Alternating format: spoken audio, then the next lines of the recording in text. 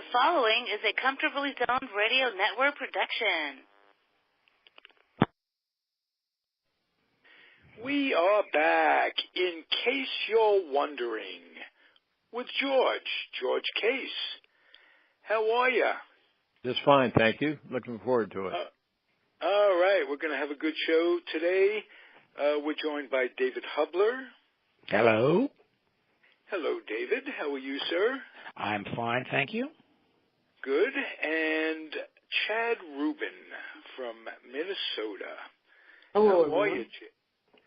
Yeah, you're doing well, Chad? I am doing very well, thank you. Good. We're going to talk baseball cards, and I had an idea that I did with Al Blumkin at one time. I had him on as a guest, and one other guest. And what I did, I went into my baseball room at the 420 Studios, and on the baseball room is baseball cards on all the walls. I have them in those little 9-card plastic binders, and the room looks like a little boy's room. Let's put it that way. Cards are mostly old Met cards, but just a lot of baseball cards from a lot of different sets, not just tops, that I've collected over the years. And it was fun with Al, and David Nemec was on. That's who it was that day. I did something off the top of my head, and it really worked. So let's try it. I'm going to just randomly look at the wall and name a card, name a player on a card, and have you guys respond to what you think, what comes into your head when the name, and we're going to start with a Yankee and start with David Hubler, Vic Raschi. Vic Raschi, one of my favorite all-time pitchers. I've got a card right here I'm looking at right now, Vic Raschi's card, on a very old and very tattered album that I put together when I must have been about 10 years old. Of course, you don't say Raschi without saying Reynolds and Lopat afterwards. The three of them were absolutely tremendous pitchers for the Yankees in the late 40s and 50s. And then, of course, came along rookie Whitey Ford, who at that time was still Eddie Ford. Didn't click for a year or two. But Vic Raschi was a terrific pitcher for the Yankees. As I said, one of my favorites. And so that's what comes to my mind. I mean, those great Yankee teams that won 5 World Series in a row. Say that again. 5 World Series in a row. Yep. We haven't seen that since. I doubt if we're going to see that in today's day and age. Yeah, I would doubt it too. I really would. I mean, 3 was tremendous when the Yankees won 98, 99, and 2000. I think those were. I know 2000 was was in there in 99. I'm not sure if it was 2002. I forget. I could tell you like 1952, but I can't tell you what. Right. Can't tell you where you. David, I want to ask you something Yeah. about with Raschi, and you're talking about an era that I remember. I was probably a little bit older because we started to collect. I didn't really collect baseball cards, but we used to flip them and trade them and put them in spokes of our bikes and all that kind of stuff. But Raschi was with that great pitching staff of the Yankees with Allie Reynolds, and also you mentioned Whitey Ford. Do you remember the dates? Was that around the 52, 53 with Whitey Ford? Do you recall? Well, 51 was 50. No, I'm sorry, 50. Whitey Ford won the 4th game of the World Series against Philadelphia. So and that was 50. So Yeah, that was 1950. 51. So that was his rookie year. Yeah, okay. The reason I'm asking you this, because I've got a photograph of my dad and Whitey Ford at a baseball dinner in Trenton, New Jersey in 51. And he was wearing his Army uniform. So I think he had come up and you're talking like 1950, but then I think he was in service for a year or two. Yes, yes. In fact, it's funny because I've been rereading Bill Madden's book about the Yankees of that era, whom he interviewed and put together this book. I think he published it was about 2000, something around that, 2002. And one of the people who, of course, he interviewed was Whitey Ford. And Ford said, yeah, he did go into the service. It was very interesting. Ford was, he was sort of passed over by a number of teams because of his size. Right. Yeah, but 50 would have been his first year. Casey Stengel selected him to start the fourth game, and I think they won 2-0, if I'm not mistaken. Right. Yeah, I went to that World Series, believe it or not. I was at Chi Park with my dad. Game 2 of the World Series. Robin Roberts lost 1-0 on a home run to Joe DiMaggio. I think it was the 10th inning. So I went. I was thrilled. I mean, I'm with my dad. He had only been retired for a couple of years, so he knew players on both teams. And I recall, being there at Chi Park, and the Phillies were known as the Whiz Kids then, and they won the 50 World Series. I mean, they won the 50 National League pennant, and then they lost to the Yankees in a sweep in all close games. But to be honest with you, I didn't recall Ford winning that fourth game. But they had a great pitching staff. I guess it was what, Reynolds, Rashi, and Ford. Was that the three? And Lopat. Eddie Lopat. Lopat was their fourth. Well, at that time, Ford was the number 4. Was he? He was the rookie. Yeah. Mm-hmm. Right. Okay. Because Eddie Lopat, my dad played against Lopat when Lopat was pitching for the White Sox. Oh. Now that would have been back in the 40s. So yeah, but yeah. Well, I'm not. Let me see if I got. The trouble is, I ruined the value of all of these cards because I pasted them in with Scotch tape. Right. A lot of people did the same thing, David. Even my Mickey Mantle rookie year card has got tape on the corners. Well, that even with the tape on the corners, that card's worth a lot of geld. Yeah. See, now I've got a photo here from the New York Daily News of Edward Charles, in parens, Whitey Ford. So I can't figure out what year it is. Right. Every time I open this, little pieces fall out.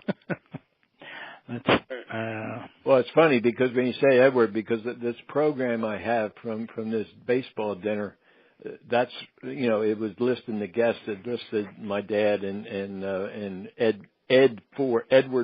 That's what it was. Yeah. He wasn't known as Whitey, but it was interesting for me because when I first saw it, I said, geez, I wonder when that was. And I happened to have to look it up, and there he is in his, in his Army uniform. So I think he had gone into service the year then after the 1950s. So he was in service for like 51, 52 maybe, and then he came back to the Yankees.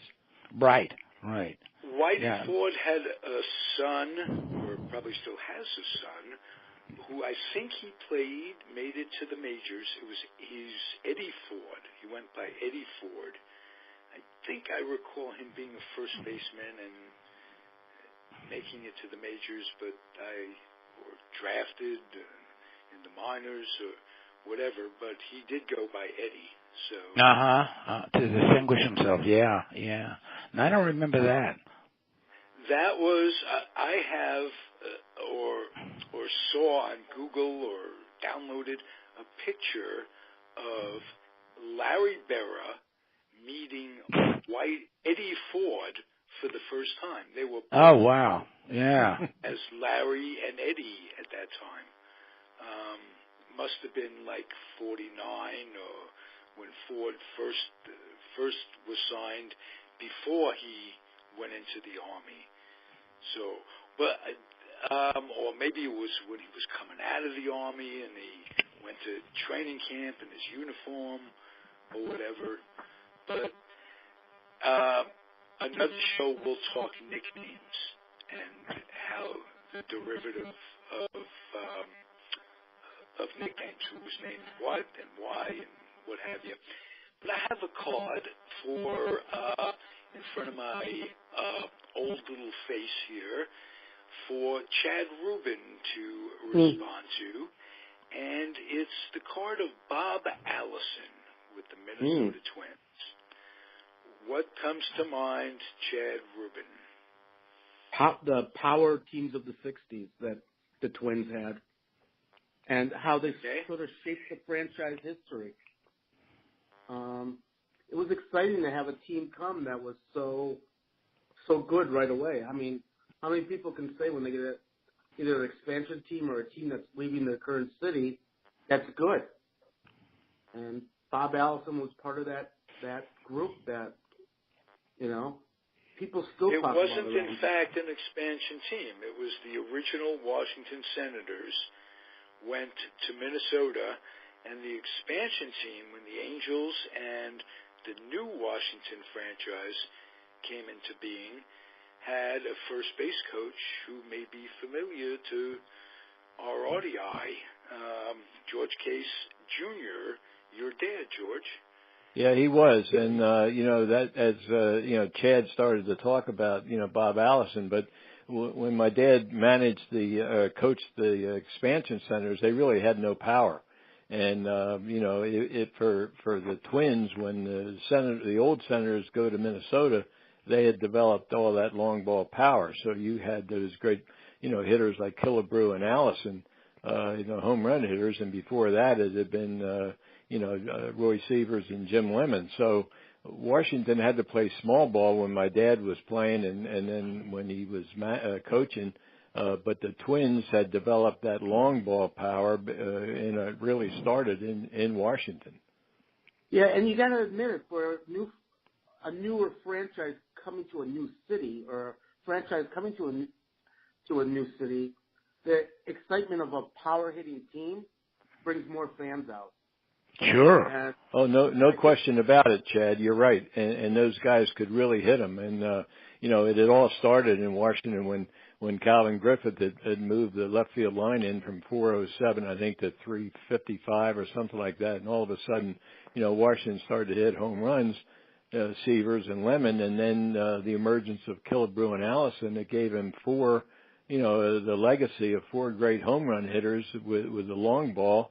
And then Killebrew and Allison, going to Minnesota. I think Lemon was there maybe one year, but Killebrew and Allison were terrific hitters. And Killebrew had a wonderful, future Hall of Fame career. Bob Allison, unfortunately, developed a very serious medical condition and passed away at a very early age. But he was a terrific player. I always enjoyed going to RFK to look up at the seats that had been painted where Killebrew hit home run balls. Right. And you say, wow, that's so far away. I'm not sure if they're still up there, though. I'm not sure if they've still got, because now they've been using it for soccer the last several years. Yeah, I don't know either, David. That was the stadium that the Senators played at Griffith Stadium in '61. Right, sure. And then they moved to RFK, which we called DC Stadium at that time. That's right. And they really didn't have any real power until the opponents came and hit home runs, like you're talking about with Killebrew. But they didn't really have any home run power until the fact that the Hondo, Frank Howard, came in and hit some gargantuan shots. But, that was just what it was. And in the old days of Washington baseball, they really had no right-handed power at all until Roy Sievers and Jim Lemon and Harmon Killebrew and Bob Allison came along. And then they developed that reputation of the home run hitting, and it really benefited, as Chad said, Minnesota, because here you have, guys coming in and be able to hit one out, and it really drew the fans, no question about it.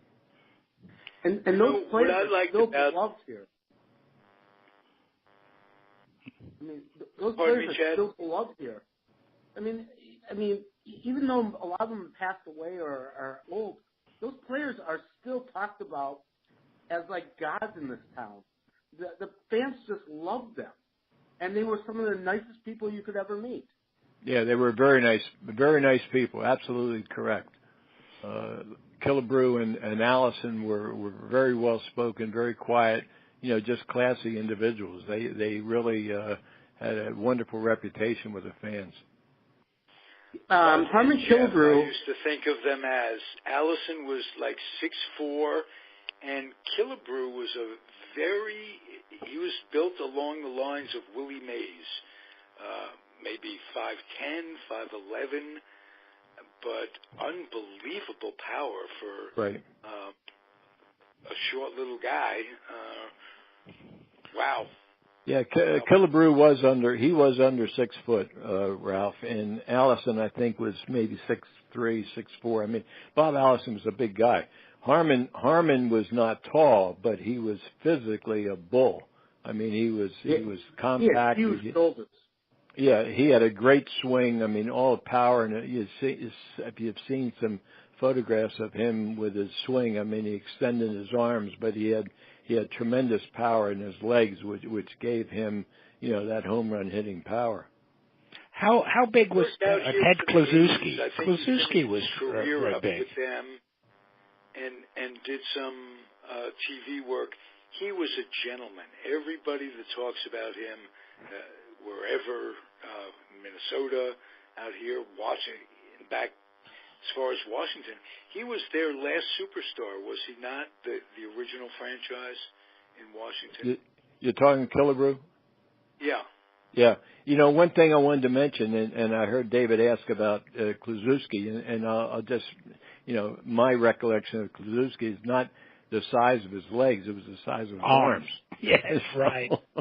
but getting back to Killebrew a minute, just to give you an aside, in 2001 we were having a Legacy of Griffith Stadium symposium at Howard University Hospital, and I had invited Harmon Killebrew to attend, and he immediately accepted. When I called him on the phone, he recognized my name because my dad was coaching for the Twins in '68 when Harmon was there, and so Harmon was very gracious, accepted the invitation. Well, 9/11 happened, and the airports were closed, and Harmon could not get in to Washington, so he personally called me on the telephone. I'll never forget.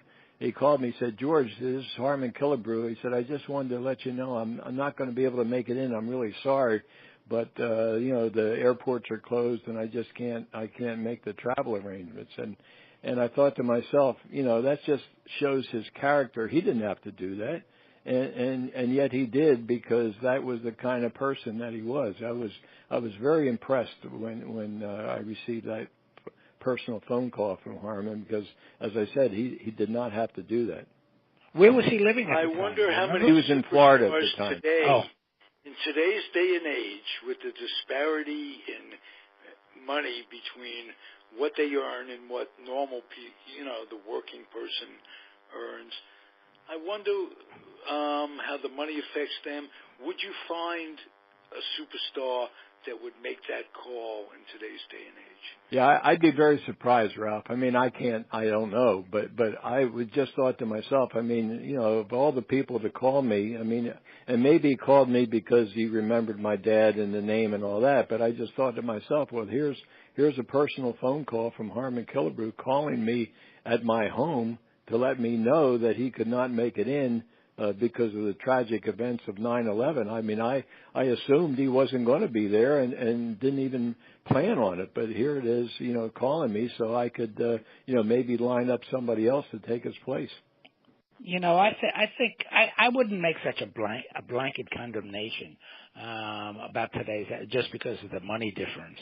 I'm sure there are several players out there that are decent and do heartfelt things. Oh, I'm not saying they're not decent, but they're not in touch with the fans as they were back in those days. They're not in touch with the people. You're right. Brooklyn. Yeah, you're right. Dodgers but that's be in the neighborhood. Right. That's because of the way and Major League Baseball has turned. I mean, we've talked about it. You know, when I was a kid, we'd go into the parking lot where the Giants had their cars, and all the Giant plates had their uniform number. So you could always tell if you wanted an autograph, you went over to their car with the number, and you waited till the guy came out. Nowadays, I don't know where they park these days, but it certainly isn't open to the public. Like no, they probably park their limousines. or they Uber to work, I guess. Right. Or they're driven to work. Yeah, that's very true. Yeah. So I mean, it's not all the players' fault. There's a barrier there these days. It's. You don't see the players coming out of the players' entrance after the game and just standing around to sign autographs. I remember at Memorial Stadium, I had my son there one time, and playing the Yankees, and the team bus was, within 30 feet of the exit when the players came out, and they right onto the bus. I mean, they didn't stand around and talk to anybody. And the idea was get them on the bus, get them back to the hotel, which was only a few blocks away. Maybe in the old days, a lot of those players probably would have walked.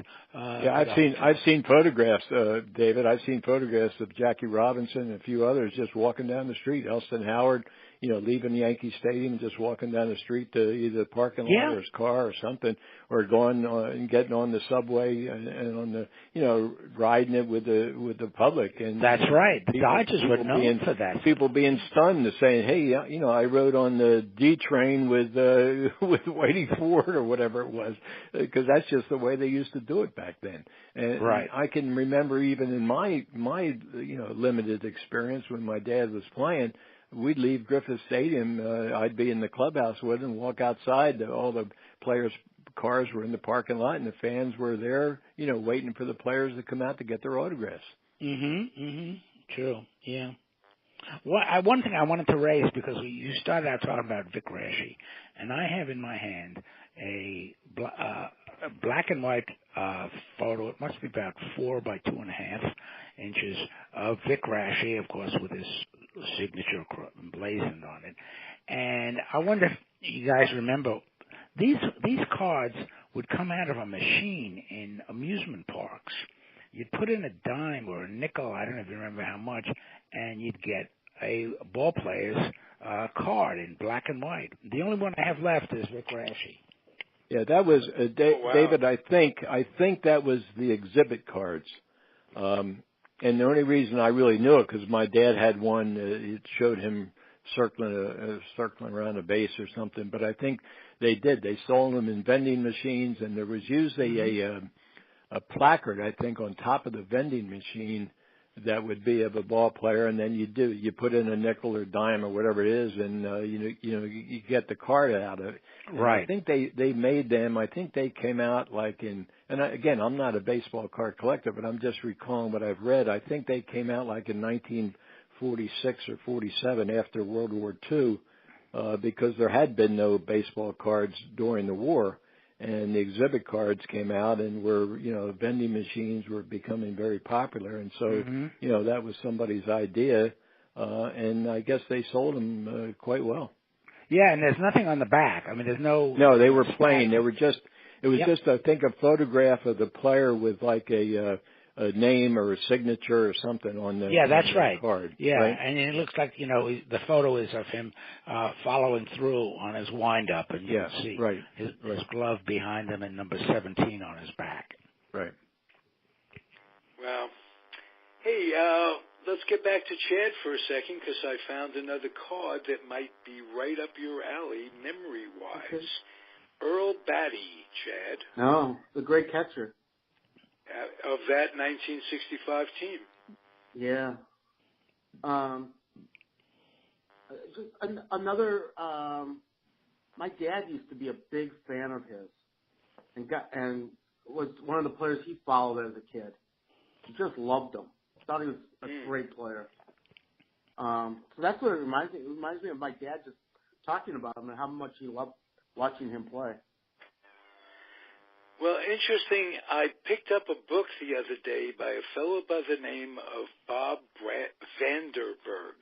He wrote a book on the 59 Sox and the White Sox, and that's where Earl Batty got his start. He Right. was a White Sox. They had a lot of catchers. They had Sherm Lawler, they had John Romano, and Earl Batty was one that came in the expansion draft, and he was terrific for a number of years. Mm-hmm. Great. My dad was just a huge fan of this. Never understood. I mean, not that he wasn't a great player, just never understood. My dad just had a love for the guy. Yeah. And then, I don't know about you guys, because you're a little older, but I take a lot of my baseball from my family, as some of you do, and it's just interesting to see players' names come up that you've only heard, at least I've only heard about, because they were so beloved by my dad. Right. What was your first game, Chad? I saw the Twins versus the Oakland A's, and I was 4 years old, and it was 1975 at the old Met Stadium. Oh, wow. And you were a youngin'. And marked, Harmon Killebrew's longest home run in Met Stadium was marked until the day they tore the stadium down. Whoa. And you saw that home run? I did not see that home run, but it was always marked, so you always knew where it was in the stands. So it was a spot to go to. They didn't paint the seat? Right. Oh. They did. They painted the seat. It was like fans would just go visit it because that's yeah. how love there was for Killebrew. I mean, the fans just loved him, and he loved them back. I mean, you talk about a great guy, and your story is perfect about him. When the young Twins used to come up back in the 80s, he used to show them how to sign autographs so they were readable to the fans. He says, if your fan can't read your signature, then how are they ever going to know that it was you? Boy, do we need him today. Yeah, that's for sure. Oh my God! Can't recognize any signature. No, they scribble this stuff, and maybe they do it on purpose. I don't know. I think so. They use Sharpie pens, and they get all smeared and everything else. In the old days, they do it in ink, and you really could read the name of the player. Where today, I mean, I've heard people talk. I said, can anybody tell me whose name is on the ball? You have no idea. I mean, how are you going to know? That's right, yeah. If you didn't get it yourself, and maybe even if you did, a couple of days later, you don't even know who it was. Ralph, I've got one for you. I am holding in my hand.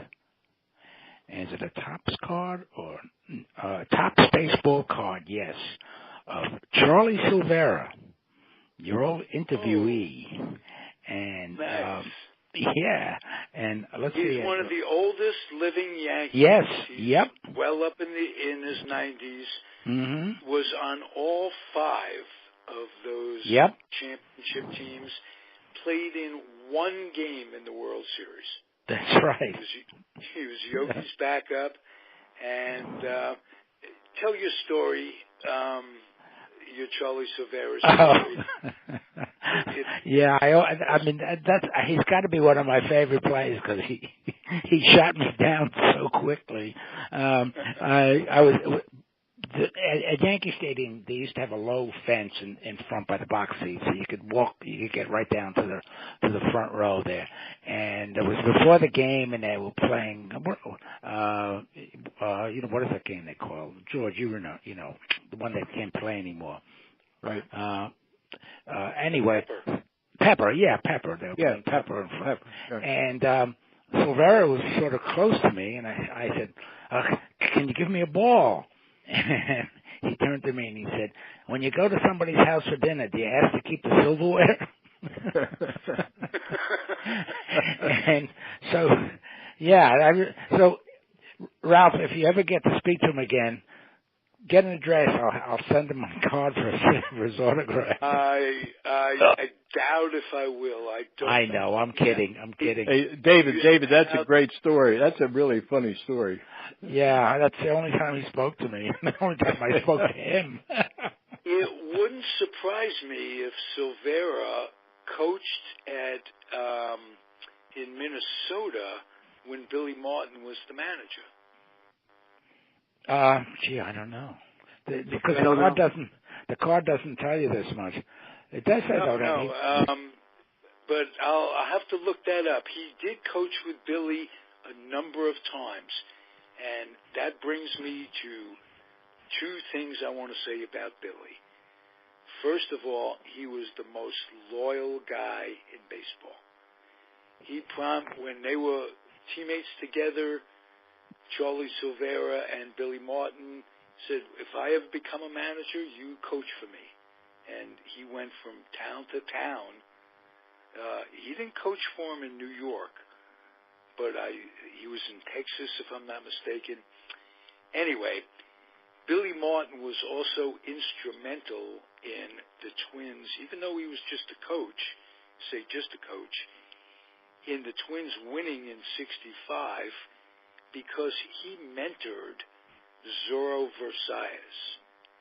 And really? Kept his head together. Do you have any stories about that, or do you remember anything about that, Chad? I didn't. I never knew that. That's an interesting fact. That was Versailles pulled that one MVP year out of his butt, and it that was year he was phenomenal. He was phenomenal that year, and it was all because of the mentoring of Billy Martin. I read about that. I don't remember where, but Billy Martin played an instrumental part in them going all the way. Remember, they had a young infield. They had Rich Rollins and Bernie Allen, Versailles, and a great fielding first baseman, Vic Power. Oh, yeah. That was a very interesting team. I play that team in. I go back and play simulation baseball, where the computer compiles these teams from the old days, and I put them in a league. And the '65 Twins is a fun team to manage in that league. They had Joe Nosick coming off the bench. It was Frank Quillisi, future manager, played on that '65 Twins team as well.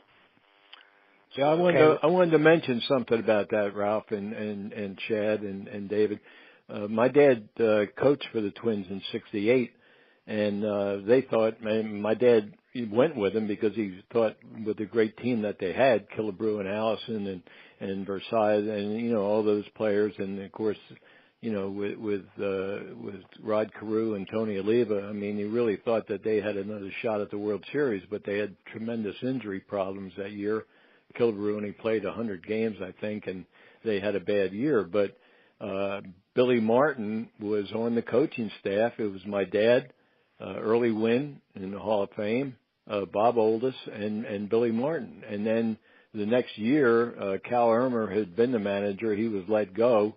And Billy Martin took over the job as the manager of the Twins, and they won the division in '69. So my dad and Billy actually got to know one another quite well in '68 when they were on the coaching staff together. I think my dad was coaching third, and Billy Martin was coaching first. George, anything about Billy that your dad passed along to you that we might not know about him? Well, I think most people, I mean, my dad got along with everybody. I mean, Billy and my dad were two totally different kind of people. My dad was very quiet. Billy was, rather, loud but he was very combative, very, competitive. And, my dad never really had anything bad to say at all about Billy. The fact that he was extremely knowledgeable about baseball. And then, I got a chance to actually meet Billy myself when my good friend Jeff Torberg was coaching for the Yankees a couple times when Billy Martin was the manager. So, Billy was, probably maybe misunderstood by a lot of people. But on the other hand, Ralph, as you're saying, I mean, extremely loyal, tremendous baseball mind. and very competitive. And of course, the one thing I think that stands out probably in all of our minds, Chad would be much too young, but would be that famous catch that Billy made in that game when he charged across everybody's standing around looking at the ball going to drop, and Billy runs in and grabs it. I think that was a World Series game. And Billy outplayed Jackie Robinson in virtually every World Series they played against each other. Not that Billy had Jackie Robinson's talent, whatever, but he came up in the big games. He very clutch that way. Yep. And Tops called him smart and scrappy and confident. Billy. Okay, for $200 in the Billy Martin category, what was Billy Martin's real name? Alfred. Right. Can you go for his middle name for an extra $50? Boy, I don't Manuel. Manuel. Yeah, that's right. You know what's interesting about Billy Martin? Billy Martin was born in Berkeley, California, and in going through this book that I've been telling you about the old Yankees, one of these shows we should devote to that group of San Francisco ball players. Of course, leading with the Mayo. There was a whole group of ball players who came into the major leagues. A number of them to the Yankees because Paul Churchill was a master scout out there. I don't. And what?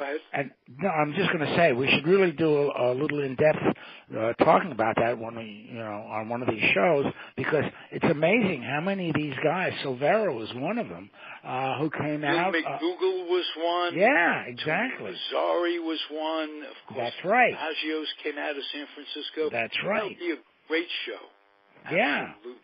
I was blown away reading the book, how many of these guys, and they all knew each other, of course, because they all played on this, not Sandlot, semi-pro team, which apparently they were being stashed away for future use by the Yankees. But, yeah, it would be a great show, I think. Yeah. Add to that, Frank Corsetti was from the Bay Area, from a little town called Stockton, and there's a great story about Lazzari and Corsetti taking Joe DiMaggio to his first Yankee camp, and they drove cross country, and it came time for DiMaggio to drive. They'd rotate, and DiMaggio says, "You guys didn't know I have never driven a car before. I can't drive." So they were livid, instead of three guys driving, now they had to have two guys driving, and that made him angry. And DiMaggio had nothing to say. All those three guys were very, very quiet, and they apparently went cross-country and barely said a word to each other all the way through. And DiMaggio was so young and so uneducated that when he got to camp, one of the reporters asked him for a quote, and he thought that was a soft drink. So he just, I remember reading that too, later became incredibly well educated just by being kind of a recluse and reading. Doing crossword puzzles and reading books. Started out, he was a comic book reader, like Yogi, and he had a great voice. He had a great voice for radio or TV. Yeah, he did this Mr. Coffee thing. Yeah. It's funny, it's funny you mentioned about Mr. Coffee. I can remember, telling I think my kids actually were later, and when I mentioned Joe DiMaggio, they didn't talk to him, about being the great player. They said, "Oh, that was Mr. Coffee." Yeah. That was what he was known as, in the later generations. Right. Never saw him play, but they saw his Mr. Coffee commercials. And for Phil Rizzuto, it was that home loan organization. Right. Yeah. Yep. You're right. And for Yogi, there was the Yahoo. Yoo-hoo. Soft drink. Yeah. Which he made. He was part owner of the company for a good while. And they had an incredible marketing scheme.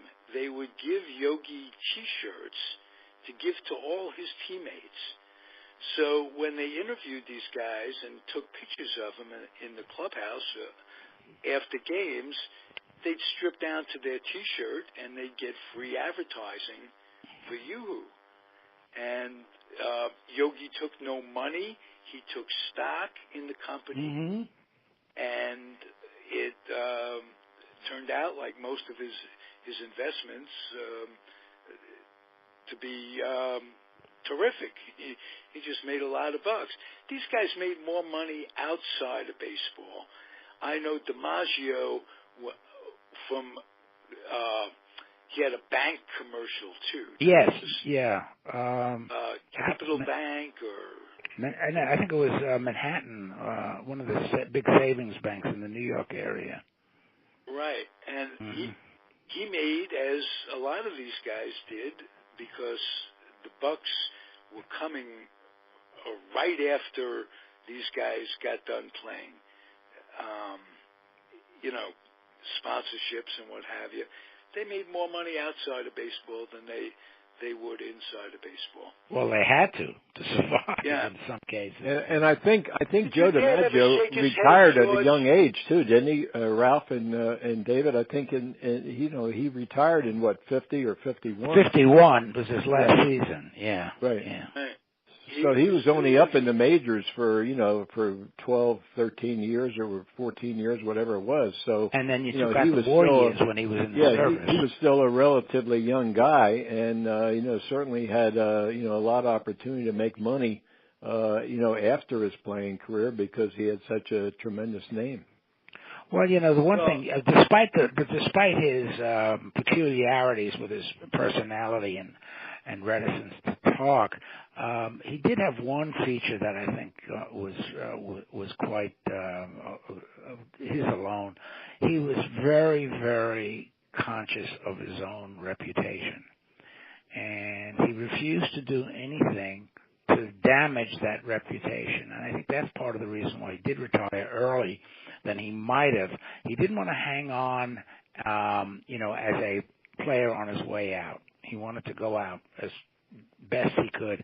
And he did the same thing. I remember when he used to show up at Yankee Stadium for the Old Timers Day. Finally, after a good number of years, he didn't wear the uniform. I mean, some of these guys will put on a uniform, and really, they don't really look like they should be in a uniform, regardless of what team it is. You reach a certain age where putting on a baseball uniform is really not. And he wouldn't. He would wear a suit. He'd come out in a suit. And he always wanted to be introduced last as the greatest player in the greatest Yankee living history. ball player. Yep. Right. And I'll tell you one quick story about him in the Old Timers game. And Ralph, you would appreciate this about the Mets. It was the Shea Stadium in 1964.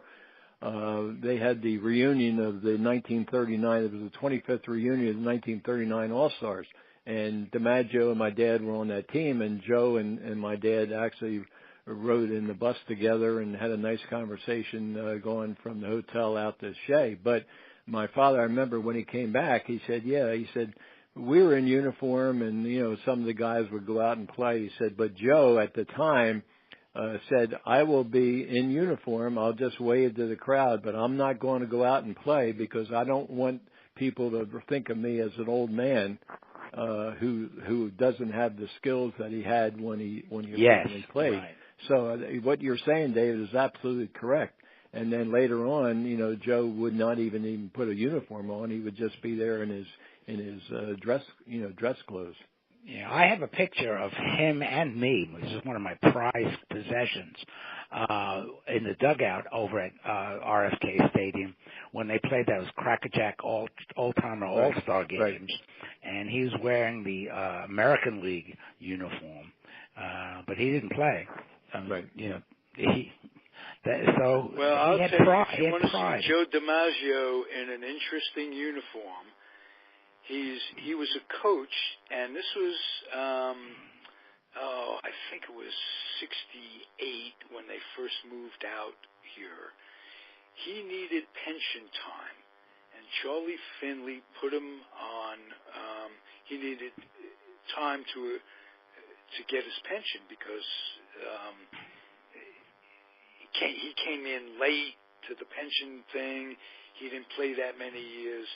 He needed some major league time. Finley gave it to him, and I have some pictures of him coaching the A's in the orange and gold uniform. Yes. With a white cap on. Yeah.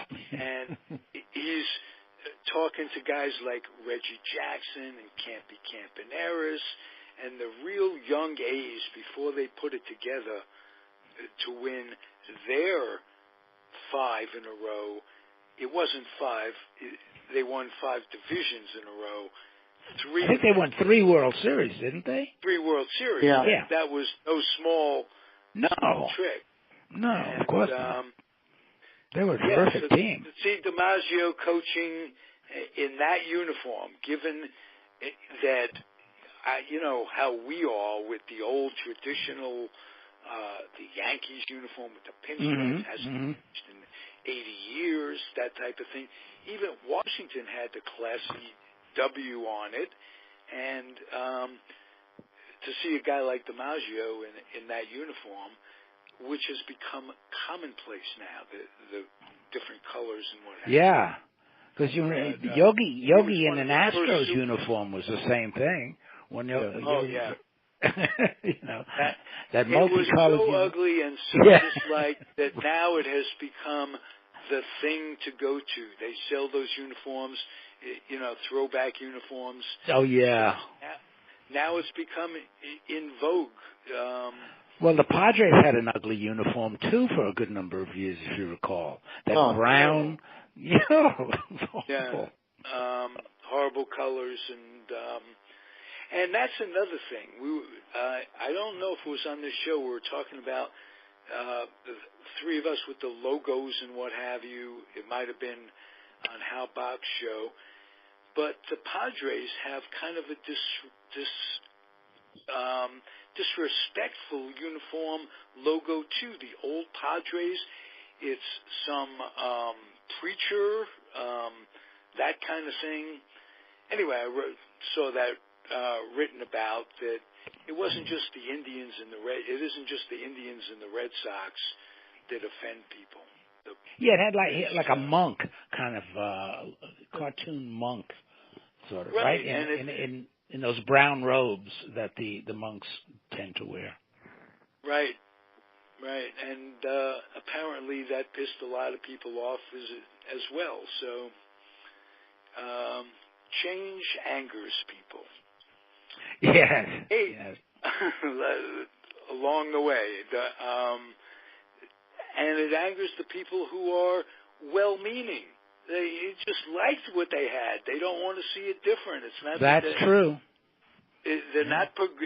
It's not that they're not progressive. It's just that they were happy with the way it was. So that's how life is. You know what my pet peeve is, if you're going to talk about that sort of, I can't understand why anyone would shorten the name Astros to Stros. I mean, what is the purpose of that? You take away one letter? I mean, it would be the Padres or the Ed Sox? I mean, what's the purpose of it? I'm really a traditionalist when it comes to the name. I don't believe in these abbreviations where they take 2 people and they smash their names together like J-Lo. But how about this? They had the Pale Hose, the Bo Sox. Yeah, well, that's, but those are just sort of nicknames. But Stros for a 5-letter word to begin with? Right. What do you, Aroners? Why don't you think like they had Seattle and Aroners? Chad will remember. How about this? The Twinkies. Yeah. Ooh, I didn't know that one. No, I didn't know that one. Yeah. I mean, some nicknames are fine. Some of the nicknames are fine, you know. But to just drop the first letter of the team's name or the halo. I don't know why they didn't name the Mets appropriately the Mutts. Well, they were the Metropolitans. That's the official, right. I mean, yes, name absolutely. of the team. Right. Absolutely. Which and was I remember never particularly nice name. Casey Stengel gets the job, and he says to manage the Mets. And he was talking to the press, and he says, I can't wait to get to New York to manage the Knickerbockers.